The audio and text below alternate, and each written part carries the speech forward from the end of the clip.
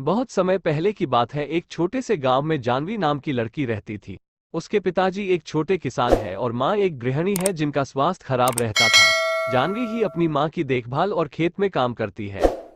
आपसे एक अनुरोध है कि आप कम से कम एक सब्सक्राइब तो मुझे दे ही सकते हैं। कहानी यदि अच्छी लगे तो कमेंट कर सकते हैं, लाइक कर सकते हैं और ज़्यादा से ज़्यादा लोगों को शेयर कर सकते हैं। और सब्सक्राइब फ्री में है, कोई पैसा तो लगता नहीं है, लेकिन मेरे लिए बहुत महत्वपूर्ण है। आप यदि मेरे चैनल को सब्सक्राइब करेंगे तो उसके लिए मैं आपका सदा आभारी रहूंगा। तो आइए सुनते हैं आगे की कहानी। जानवी बहुत सुंदर और दयालु थी। लड़की के पापा फूलों की खेती करते थे। जानवी की माँ दिल की रोगी थी। जानवी ही उनकी देखरेख करती और खेत पर पापा का हाथ बांटती। एक दिन जब जानवी अपने खेत से फूल तोड़ रही तभी उसे एक बहुत मधुर संगीत और गाने की आवाज सुनाई दी। पहले तो जानवी ने ध्यान नहीं दिया, पर जब वह संगीत में मदहोश होने लगी तब उससे रहा नहीं गया। जहां से गाने की आवाज आ रही थी जानवी उसी ओर चल दी। पास जाकर देखा, एक हट्टा कट्टा लड़का अपनी आंखें बंद करके गिटार बजाते हुए गाना गाए जा रहा है। जानवी उस अनजान लड़के को एकटक होकर देखने लगी। बहुत देर तक जानवी उसको देखती रही और संगीत में खोकर उसके पास आंखें बंद करके बैठ गई। जब लड़के ने गाना बंद किया और आंखें खोली तो देखा, एक सुंदर और मासूम सी लड़की उसके सामने बैठी है। लड़के का नाम राज था। राज ने पूछा, कौन हो तुम?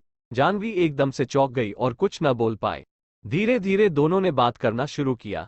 जानवी ने राज के गाने की तारीफ की और राज ने उसकी सुंदरता की। राज पड़ोस के ही गांव का लड़का था जिसको संगीत में बहुत रुचि थी, पर घरवालों के कहने पर वो शहर में पढ़ाई करने गया था और नौकरी न मिलने की वजह से गांव वापस आया था। उस दिन दोनों बैठकर घंटों बातें करते रहे और दोस्त बन गए। जानवी को राज पसंद आ गया और दोनों रोज मिलने लगे। बहुत कम समय में दोनों एक दूसरे के प्यार में पड़ गए। जानवी को अपनी किस्मत में पाकर राज खुश रहने लगा, पर उसकी यह खुशी ज्यादा दिन की नहीं थी।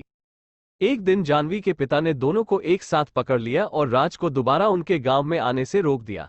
जानवी ने अपने पिता समझने की कोशिश की, पर उसके पिता एक गाने वाले के सख्त खिलाफ थे। जब जानवी की मां को यह पता चला तो उनकी तबीयत और बिगड़ गई। इस बात से परेशान होकर जानवी ने राज से फोन पर भी बात करना बंद कर दिया। राज ने मायूस होकर गांव को छोड़ दिया।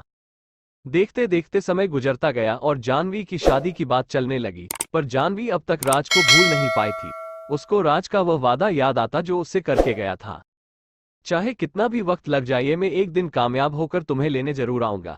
मैं मरते दम तक बस तुमसे ही प्यार करूंगा, तुम मेरा इंतजार जरूर करना। कभी कभी जानवी को लगता कि राज उसको भूल गया है और कभी कभी लगता वो जल्दी ही वापस आ जाएगा। न जाने कितनी बेचैनी और दर्द में जानवी जी रही थी। न वो किसी से कुछ कह सकती थी और न अपने प्यार को भूल सकती थी। एक दिन एक लंबी सी गाड़ी उसके घर के बाहर रुकी जिसके पीछे गांव के बच्चे दौड़ रहे थे। इससे पहले गांव में इतनी महंगी गाड़ी कभी नहीं आई थी। गाड़ी देखकर ही मोहल्ले के सभी लोग जमा हो गए। आराम से घर के गेट खोलते हुए जैसे ही राज अंदर पहुंचा, जानवी ने देखते ही उसे दौड़कर गले लगा लिया। जानवी की मां अंदर लेटी थी। राज और जानवी दोनों गले लगकर रोने लगे। दोनों एक दूसरे के प्यार को महसूस कर रहे थे। दोनों के मन से सारी शंकाएं दूर हो गई और दोनों का प्यार वक्त के साथ बढ़ता गया।